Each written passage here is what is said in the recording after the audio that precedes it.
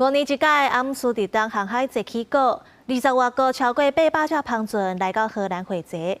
今年拄好嘛是阿姆斯特丹建成750年，嘛是航海节50周年。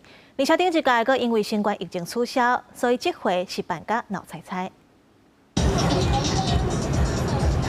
几落百台的航船做伙伫咧荷兰的阿姆斯特丹港，看起来真壮观。2025年阿姆斯特丹航海节20进行，总共办5天，有20外个国家超过800华台航船最近来参加。当地民众讲，唔捌看过遮尔侪台。I've lived here for 10 years actually, and I've never seen this parade before, and it's greatly surprising to me that there has been all of this for the last years, and I have never seen it before. 航海节是为了要庆祝阿姆斯特丹建成750周年，自1975年开始办，5年办一遍的大型国际活动。